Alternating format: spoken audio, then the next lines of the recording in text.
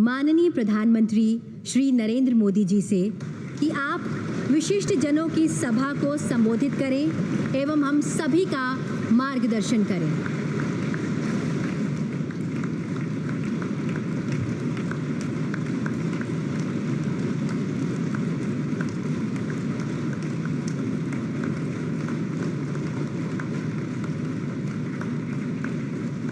आदरणीय उपराष्ट्रपति जी, आदरणीय स्पीकर महोदय, मंच पर विराजमान सभी वरिष्ठ महानुभाव और 140 करोड़ देशवासियों के प्रतिनिधि, सभी माननीय सांसदगण,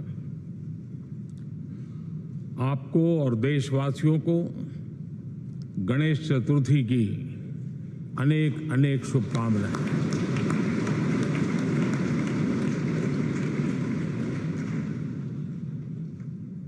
आज नए संसद भवन में हम सब मिलकर के नए भविष्य का श्री गणेश करने जा रहे हैं।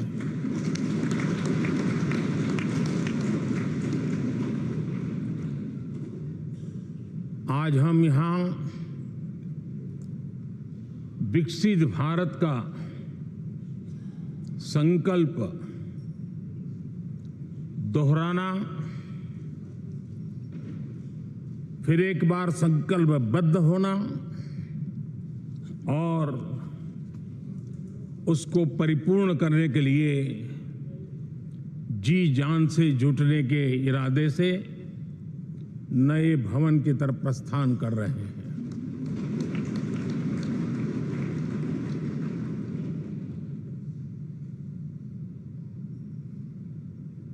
सम्माननीय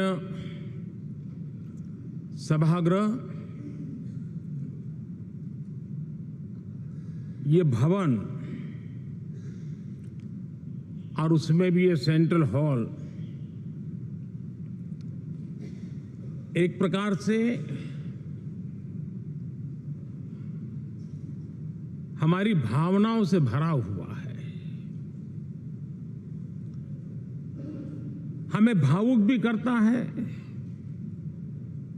और हमें हमारे कर्तव्य के लिए प्रेरित भी करता है। आजादी के पूर्व ये खंड एक प्रकार से लाइब्रेरी के रूप में इस्तेमाल होता था, लेकिन बाद में संविधान सभा की बैठक यहां शुरू हुई और उन संविधान सभा की बैठकों के द्वारा गहन चर्चा विचारणा कर करके हमारा संविधान यहीं पर आकार लिया। यहीं पर 1947 में अंग्रेजी हुकूमत ने सत्ता हस्तांतरण किया, उस प्रक्रिया का भी साक्षी हमारा ये सेंट्रल हॉल है।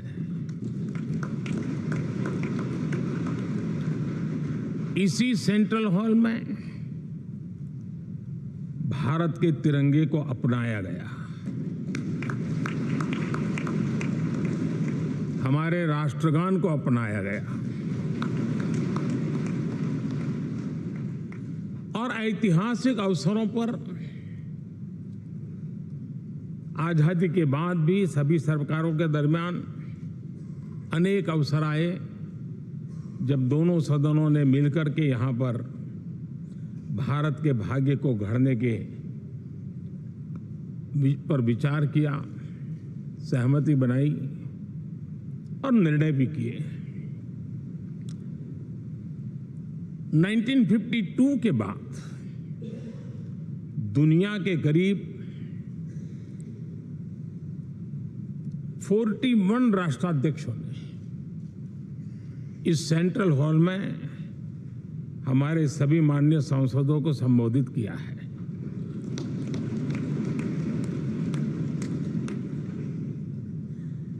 हमारे राष्ट्रपति महोदयों के द्वारा 86 बार यहां संबोधन किया गया है।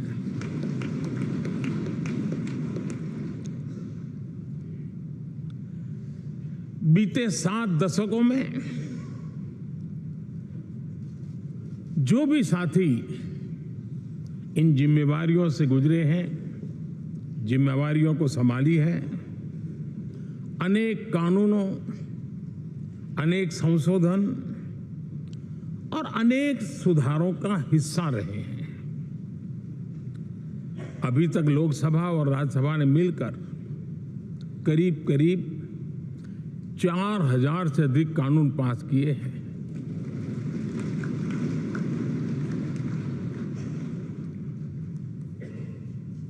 और कभी जरूरत पड़ी तो ज्वाइंट सेशन के माध्यम से भी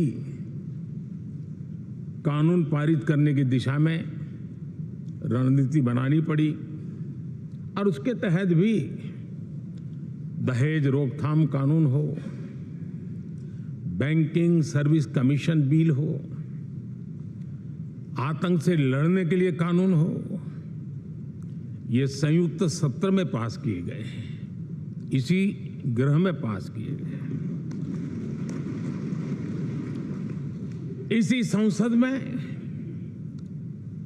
मुस्लिम बहन बेटियों को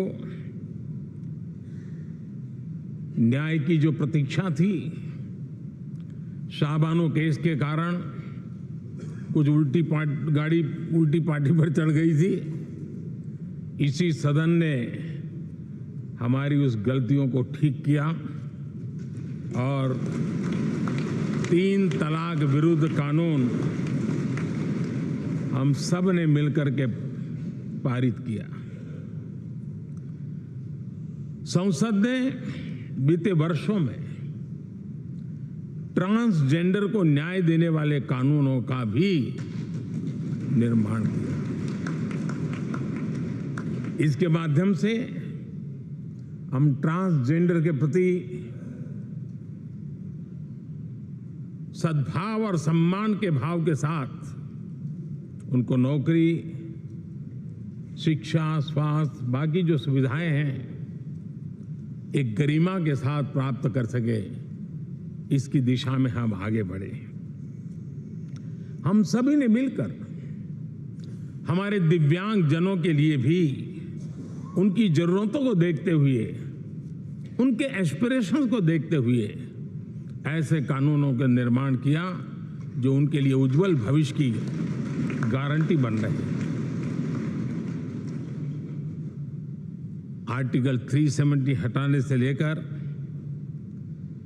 वो विषय ऐसा रहा जो शायद ही कोई दशक ऐसा होगा कि चर्चा न हुई हो, चिंता न हुई हो और मांग न हुई हो।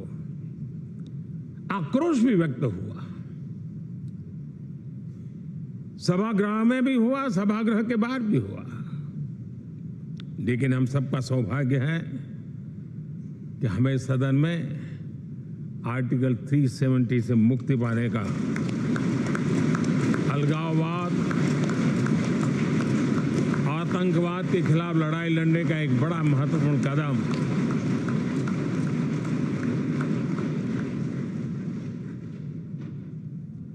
और इस महत्वपूर्ण काम में माननीय सांसदों की, संसद की बहुत बड़ी भूमिका है।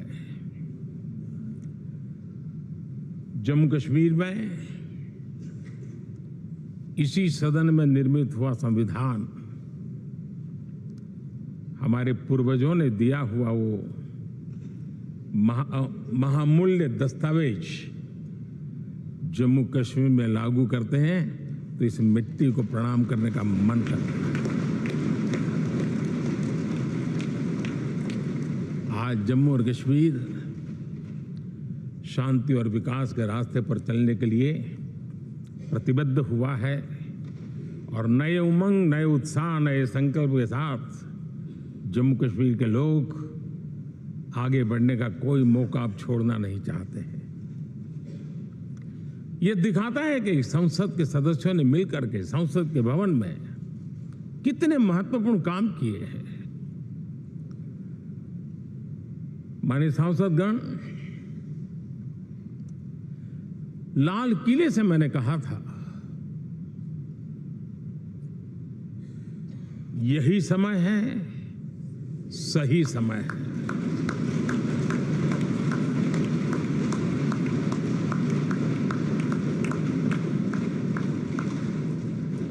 एक के बाद एक घटनाओं की तरफ हम नजर करेंगे।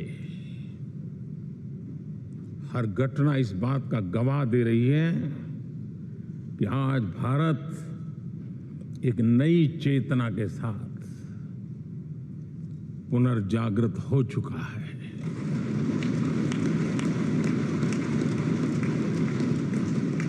भारत नई ऊर्जा से भर चुका है और यही चेतना, यही ऊर्जा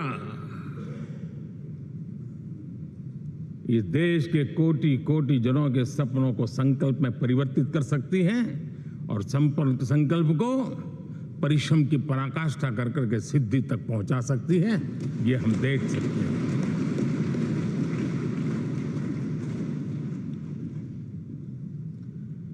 और मेरा विश्वास है, देश जिस दिशा में चल पड़ा है, इच्छित परिणाम अवश्य प्राप्त होंगे।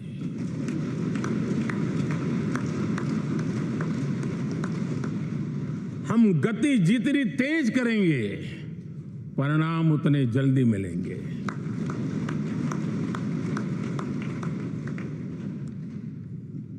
आज भारत 5वीं अर्थव्यवस्था पर पहुंचा है, लेकिन पहले 3 में पहुंचने के संकल्प के साथ बढ़ रहा है।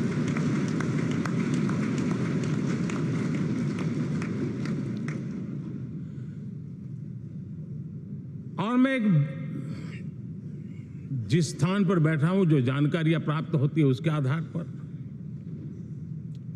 विश्व के गणमान्य लोगों से बातचीत करता हूं, उसके आधार पर मैं बड़े विश्वास से कह रहा हूं, हम में से कुछ लोगों की निराशा हो सकती है, लेकिन दुनिया आश्वस्त है कि भारत टॉप 3 में पहुंच के रहेगा।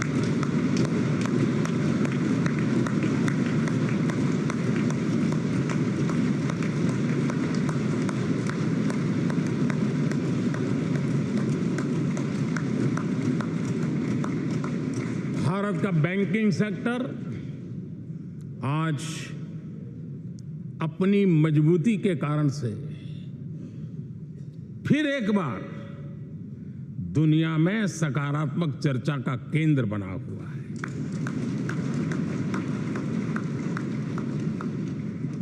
भारत का गवर्नेंस का मॉडल, यूपीआई, डिजिटल स्टैक,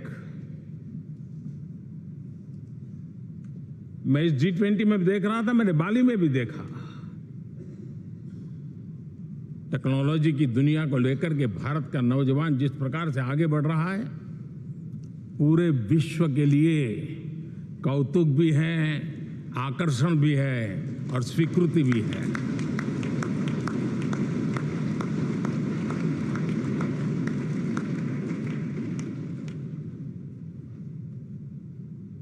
हम सब उस ऐसे कालखंड में हैं, मैं कहूंगा हम लोग एक भाग्यवान लोग हैं। ऐसी भाग्यवान समय में हमें कुछ दायित्व निभाने का अवसर आया है और हमारा सबसे बड़ा भाग्य है कि आज इंडियन एस्पिरेशंस उस ऊंचाई पर हैं जो शायद पिछले 1000 साल में नहीं रहे होंगे।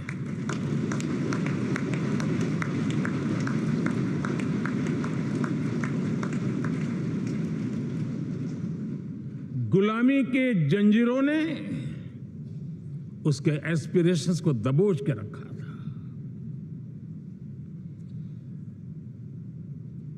उसकी भावनाओं को तहस नहस कर दिया था। आजाद भारत में अपने सपने संजो रहा था, चुनौतियों से जूझ रहा था, लेकिन मिलकर के आज जहां पहुंचे हैं, अब वहां वो रुकना नहीं चाहता है। वो एस्पिरेशनल सोसाइटी के साथ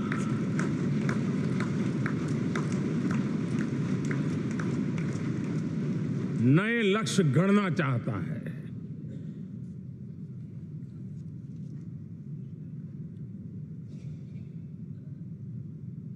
जब एस्पिरेशन सोसाइटी सपने संजोते ही हो, संकल्प लेकर के निकल पड़ी हो, तब पुराने कानूनों से मुक्ति पाकर नए कानूनों का निर्माण करके उज्जवल भविष्य के लिए एक मार्ग प्रशस्त करने का दायित्व हम सभी सांसदों का सविशेष होता है। संसद में बनने वाला हर कानून, संसद में होने वाली हर चर्चा, संसद से जाने वाला हर संकेत इंडियन एस्पिरेशन को बढ़ावा देने के लिए ही होना चाहिए। ये हम सबकी भावना भी है, कर्तव्य भी है और एक एक देशवासी की हमसे अपेक्षा भी है।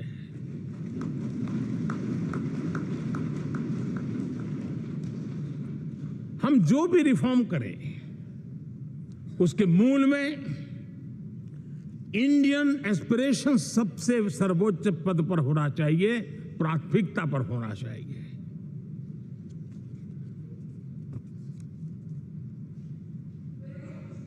लेकिन मैं बहुत सोच समझ करके कहना चाहता हूं, क्या कभी छोटे कैनवास पर कोई बड़ा चित्र बना सकता है क्या?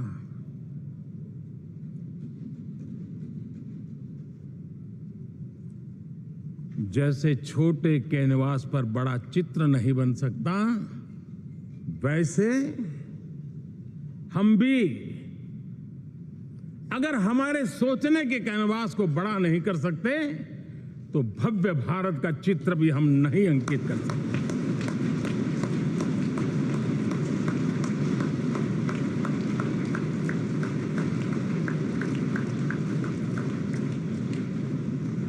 पचहत्तर साल का हमारे पास अनुभव है।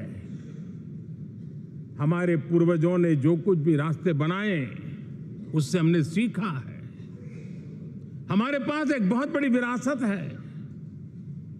इस विरासत के साथ अगर हमारे सपने, हमारे संकल्प जुड़ जाए, हमारा सोचने का दायरा बदल जाए, हमारा कैनवास बड़ा हो जाए, तो हम भी उस भव्य भारत के चित्र को अंकित कर सकते हैं, उस तस्वीर का खाका खींच सकते हैं, उसमें रंग भरने का काम हम भी कर सकते हैं और आने वाली पीढ़ी को वो भव्य दिव्य मां भारती के हम उनको सुपुर्द कर सकते हैं। दोस्तों, अमृतकाल के 25 वर्षों में भारत को अब बड़े कैनवास पर काम करना ही होगा। अब हमारे लिए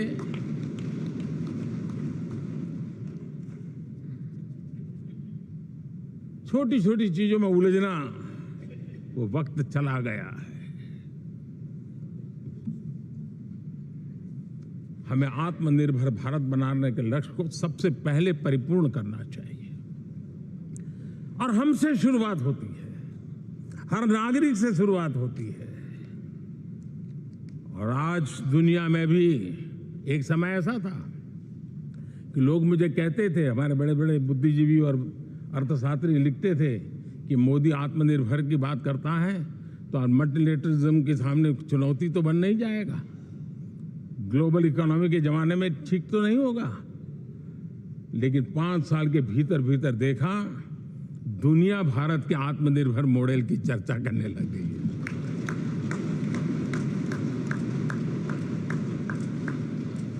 और कौन हिंदुस्तानी नहीं चाहेगा कि डिफेंस सेक्टर में आत्मनिर्भर हो, एनर्जी सेक्टर में हम आत्मनिर्भर हो, एडिबल ऑयल, क्या इस देश को आत्मनिर्भर नहीं होना चाहिए? कृषि प्रधान देश हम कहते हैं। खाने का तेल क्या अब देश बाहर से लाएगा? बहुत समय की मांग है कि हमें आत्मनिर्भर भारत को संकल्प को पूरा करना, ये हम सबका दायित्व है। उसमें दल आड़े नहीं आते हैं, सिर्फ दिल चाहिए, देश के लिए चाहिए।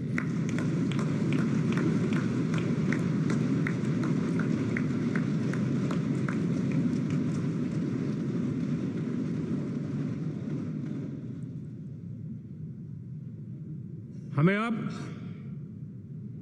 मैन्युफैक्चरिंग सेक्टर में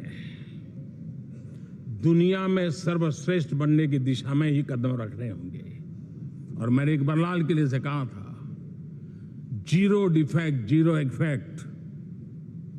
हमारे प्रोडक्ट में कोई डिफेक्ट ना हो, हमारी प्रक्रिया में पर्यावरण पर कोई इफेक्ट ना हो, ऐसा जीरो डिफेक्ट जीरो इफेक्ट वाला हमें दुनिया के सामने मैन्युफैक्चरिंग क्षेत्र में जाना हो। हमारे डिजाइनर,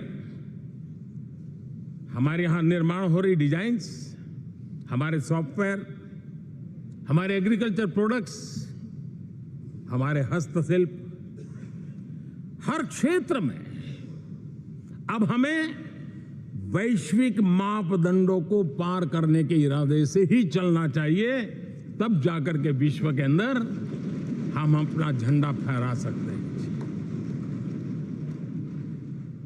मेरे गांव में मेरा सबसे अच्छा माल हो, इतनी बात नहीं चलेगी। मेरे राज्य में मेरा सबसे अच्छा प्रोडक्ट नहीं चलेगा, मेरे देश में मेरा सबसे अच्छा प्रोडक्ट नहीं चलेगा, दुनिया में मेरा प्रोडक्ट सबसे अच्छा होगा। ये भाव होना पैदा।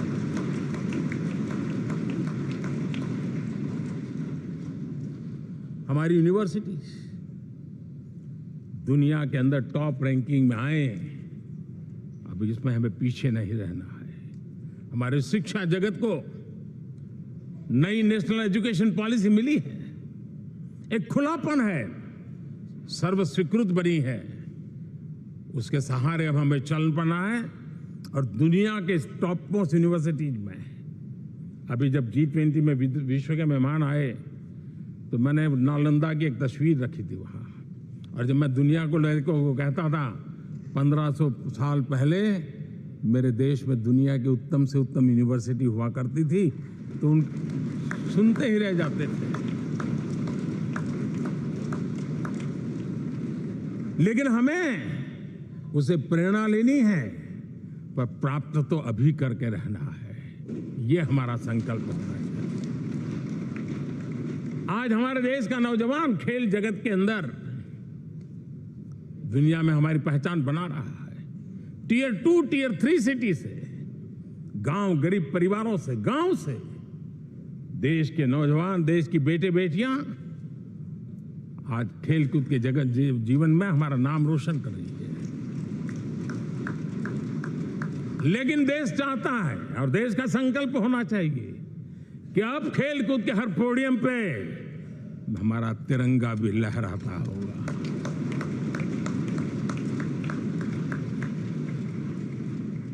हमें अब पूरा हमारा दिमाग क्वालिटी पर फोकस करना ही होगा, ताकि हम विश्व की आशा अपेक्षाओं के अनुकूल और भारत के सामान्य मानव के जीवन में भी क्वालिटी ऑफ लाइफ के प्रति जो एस्पिरेशन बढ़ा है उसको हम एड्रेस कर पाए। और जैसे मैंने कहा, हम भाग्यवान हैं कि हम उस समय काम कर रहे हैं जब समाज अपने आप एक एस्पिरेशनल सोसाइटी है। हमारा और भी एक भाग्य है कि हम उस समय हैं जब हिंदुस्तान युवा देश है। हम दुनिया में सबसे ज्यादा जन आबादी वाला तो देश बने ही हैं, लेकिन सबसे बड़ी आबादी, उसमें भी सबसे युवा, ये पहली बार हुआ है।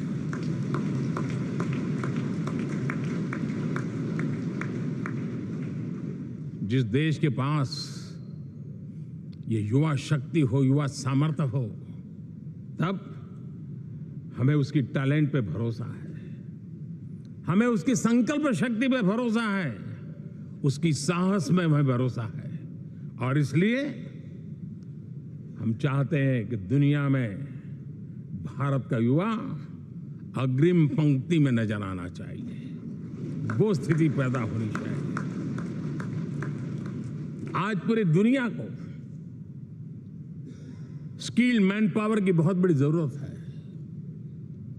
और भारत विश्व की इस आवश्यकता की पूर्ति के लिए अपने आप को सज्ज कर सकता है और उन आवश्यकताओं को पूरी कर करके दुनिया में अपनी एक जगह भी बना सकता है।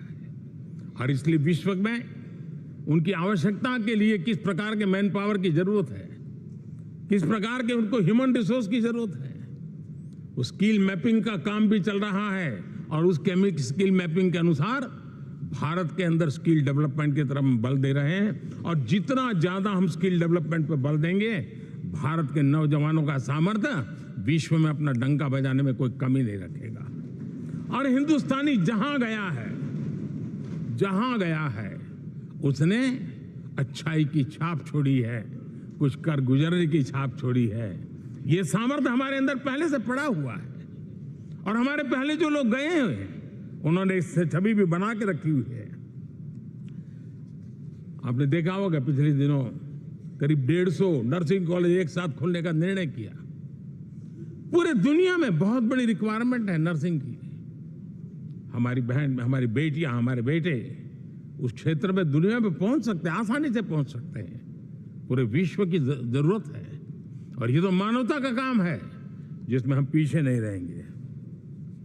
आज मेडिकल कॉलेजेस का इतना व्यापक रूप से निर्माण, देश की आवश्यकता तो पूरी करनी ही करनी है, दुनिया की आवश्यकताओं में भी योगदान दे सकते हैं।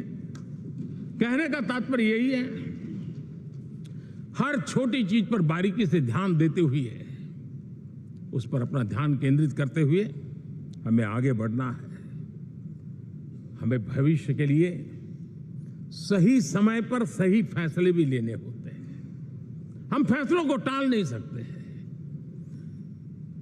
हम राजनीतिक लाभ नुकसान के गणा भाग के अंदर अपने आप को बंधित नहीं बना सकते हैं।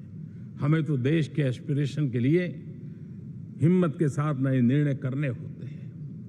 आज सोलर पावर के सफल मूवमेंट्स हमारी भावी पीढ़ी के लिए एनर्जी क्राइसिस से मुक्ति की गारंटी दे रहा है। आज मिशन हाइड्रोजन आने वाले दिनों में जो एनवायरमेंट की चिंता है, जो टेक्नोलॉजी में बदलाव आ रहा है, उसके समाधान का रास्ता देने का सामर्थ्य रखती है।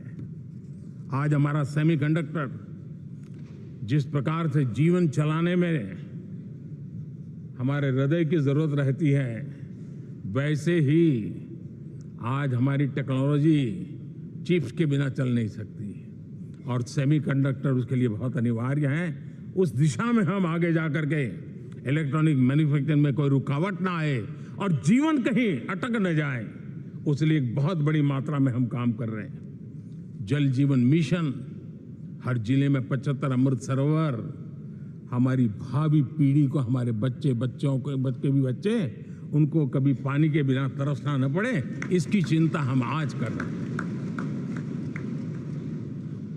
विश्व के बाजार में हमारा हर व्यापार कारोबार पहुंचे,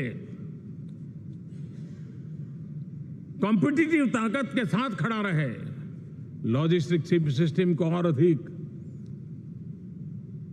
कम खर्च वाला बनाना, एफिशिएंट बनाना, उस दिशा में हम बहुत नीतियां लेकर के चल रहे हैं। आज समय की मांग है कि भारत का एक ऐसा भारत का हम निर्माण करें। नॉलेज, इनोवेशन, ये समय की मांग है और दुनिया में हमें अग्रिम पंक्ति में जाने का ये रास्ता भी है। और इसलिए पिछले हमने समय नेशनल एजुकेशन पॉलिसी के साथ साथ टेक्नोलॉजी के बढ़ावे के लिए हमने रिसर्च और इनोवेशन का एक कानून भी पारित किया है, ताकि हमारे देश के नौजवानों को इस इनोवेशन के और चंद्रयान 3 की सफलता के बाद देश के नौजवानों के मन में विज्ञान की तरफ आकर्षण बढ़ रहा है। हमें मौका गंवाना नहीं है। हमारी युवा पीढ़ी को हमने रिसर्च और इनोवेशन के लिए पूरे अवसर देने हैं और इस इकोसिस्टम को बनाने के लिए हमने एक उज्जवल भविष्य के निर्माण की नींव रखी है। आदरणीय बंधुगण, सामाजिक न्याय ये हमारी पहली शर्त है। बिना सामाजिक न्याय, बिना संतुलन, बिना समभाव, बिना समत्व हम इच्छित परिणामों को घर के भीतर प्राप्त नहीं कर सकते। लेकिन सामाजिक न्याय की चर्चा बहुत सीमित बन के रह गई। हमें उसको व्यापक रूप में देखना होगा।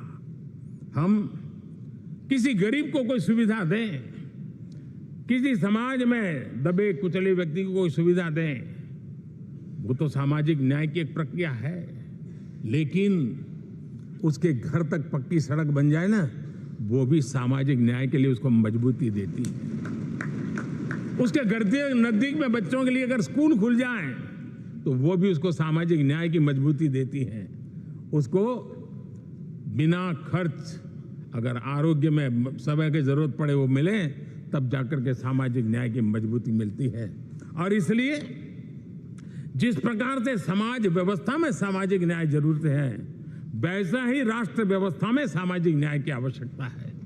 अब देश का कोई हिस्सा पीछे रह जाए, अविकसित रह जाए, ये भी सामाजिक न्याय के खिलाफ है। दुर्भाग्य से देश का पूर्वी इलाका, भारत का पूर्वी भाग जो समृद्धि से भरा हुआ है, लेकिन वहां के नौजवानों को रोजगार के लिए दूसरे इलाके में जाना पड़ रहा है। ये स्थिति हमें बदलनी है। हमारे देश के उस पूर्वी भाग को, इलाका को समृद्ध बना करके सामाजिक न्याय की मजबूती भी हमने देनी है। असंतुलित विकास, शरीर कितना भी स्वस्थ क्यों न हो, लेकिन एक उंगली को भी अगर लकवा मार गया है तो शरीर स्वस्थ नहीं माना जाता है। भारत कितना ही समृद्ध हो, लेकिन कोई अंग उसका दुर्बल रह जाए तो भारत समृद्धि में पीछे है, मानना पड़ेगा। और इसलिए हम सर्वांगीण विकास के पक्ष में, सामाजिक न्याय की उस ऊंचाई को प्राप्त करने के पक्ष में, दिशा में हमें आगे बढ़ना है। चाहे पूर्वी भारत हो, चाहे नॉर्थ ईस्ट हो, हमें उन चीजों को प्राप्त करना। और उसी लिए जो रणनीति कितनी सफल हुई है, 100 एस्पिरेशनल डिस्ट्रिक्ट पर विशेष काम किया, नौजवान अफसरों को लगाया गया, एक स्ट्रेटेजी बनाई गई। आज दुनिया उस मॉडल की चर्चा कर रही है और आज 100 डिस्ट्रिक्ट देश के कोने कोने में जो पीछे माने जाते थे, उसको बोझ मान लिया गया था। आज स्थिति ये बनी है कि 100 डिस्ट्रिक्ट अपने अपने राज्य में लीड कर रहे हैं, राज्य की एवरेज से भी ऊपर जा रहे हैं। और इस सफलता को देख करके, सामाजिक न्याय की इस भावना को मजबूत करते हुए 100 डिस्ट्रिक्ट में से आगे बढ़ करके अब जमीनी स्तर पर ले जाने के लिए 500 ब्लॉक तक उनको एस्पिरेशनल डिस्ट्रिक्ट ब्लॉक के नाते आइडेंटिफाई करके उसको मजबूती करने देने का काम चल रहा है। और मुझे विश्वास है ये एस्पिरेशनल ब्लॉक्स हैं, वो एक विकास का नया मॉडल बनने वाले हैं। वो एक प्रकार से देश के विकास के एक नए ऊर्जा केंद्र बनने की संभावना रखते हैं और उस दिशा में भी हम आगे बढ़ रहे हैं। माननीय सांसदगण, आज विश्व की नजर भारत पर है। शीत युद्ध के समय हमारी पहचान कूटनिरपेक्ष देश के रूप में रही। उस समय की जो जरूरत थी, उसके जो लाभ होने थे, उस समय से हम गुजरे हैं। लेकिन अब भारत का स्थान कुछ और बना है और इसलिए उस समय कूटनिरपेक्ष की अवस्था आवश्यक होगी। आज हम उस नीति को लेकर के चल रहे हैं, जिस नीति को अगर हमें पहचानना है तो विश्व मित्र के रूप में हम आगे बढ़ रहे हैं। हम दुनिया से मित्रता कर रहे हैं, दुनिया हमारे में मित्र खोज रही है। ये शायद विश्व में एक भारत ने, और दूरी नहीं, हो सके उतनी निकटता, उस रास्ते पर चल करके भी हम अपनी विश्व मित्र के रूप में भाव आज सफलतापूर्वक आगे बढ़ा रहे हैं। और मुझे लगता है कि इसका लाभ आज भारत को हो रहा है। भारत आज दुनिया के लिए एक स्टेबल सप्लाई चेन के रूप में उभर रहा है और आज विश्व की ये जरूरत है और उस आवश्यकता की पूर्ति करने का काम G20 में भारत ग्लोबल साउथ के आवाज बनकर के उभरा है। ये बीज G20 समिट में जो बीज बोया गया है, मेरे देशवासी आने वाले समय देखेंगे कि वो ऐसा वटवृक्ष बनने वाला है, ऐसा वटवृक्ष बनने वाला है, विश्वास का ऐसा वटवृक्ष बनने वाला है जिसकी साया में आने वाली पीढ़ियां सदियों तक एक गर्व के साथ अपना सीधा तान करके खड़ी रहेगी। ये मुझे विश्वास है।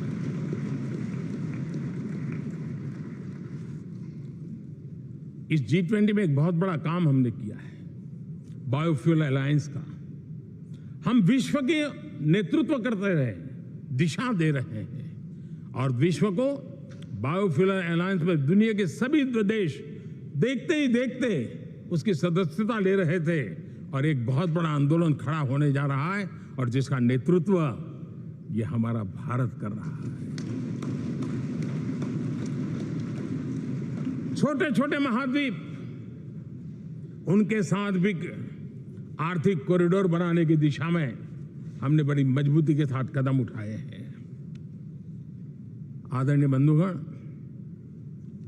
आदरणीय उपराष्ट्रपति जी, आदरणीय स्पीकर महोदय,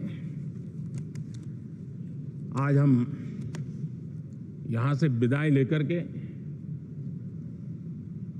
नए भवन में जा रहे हैं, संसद के नए भवन में बैठने वाले हैं और ये शुभ है, गणेश चतुर्थी के दिन बैठ रहे हैं।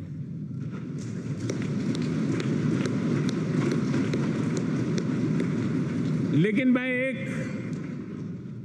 आप दोनों महानुभावों को एक प्रार्थना कर रहा हूं, एक विचार आपके सामने रख रहा हूं। मैं आशा करता हूं कि आप दोनों मिलकर के उस विचार पर जहां भी जरूरत पड़े मंथन करके कुछ निर्णय अवश्य कीजिए। और मेरी प्रार्थना है, मेरा सुझाव है कि अब हम जब नए सदन में जा रहे हैं तब इसकी गरिमा कभी भी कम नहीं होनी चाहिए।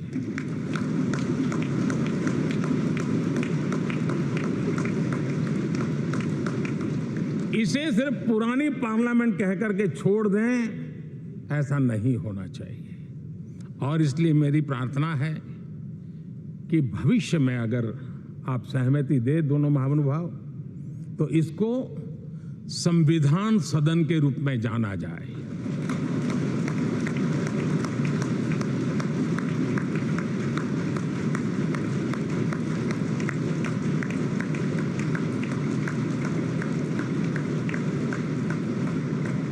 ताकि ये हमेशा हमारे रक्षा के लिए हमारी जीवन प्रेरणा बनी रहेगी।